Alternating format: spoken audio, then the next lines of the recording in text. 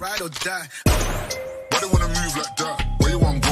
عليكم ورحمة الله وبركاته. ازيك؟ اخبار حضرتك ايه؟ كل سنة وانتم طيبين بمناسبة شهر رمضان الكريم، ويعود عليكم الايام بخير وسعادة، ونشوفكم في احسن حال يا ناس يا طيبين يا اللي واقعين في غرامكم سنين.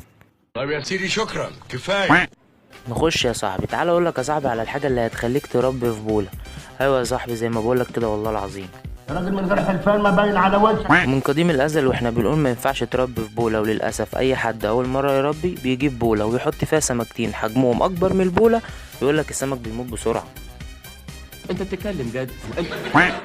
خلينا نقول اهم حاجه في اي حوض لازم تهتم بيها هي الفلتره، وعشان ان البولا ما ينفعش تحط فيها فلتر فبقت ما ينفعش تربي فيها. ان اغلب اللي بيبدا يربي بيروح للفانتيل، وهي سمكه حجمها كبير فمش هينفع تتحط غير في حوض كبير ومناسب لحجمها. يعني انت بالنظر كده يعني يا صاحبي مش محتاج.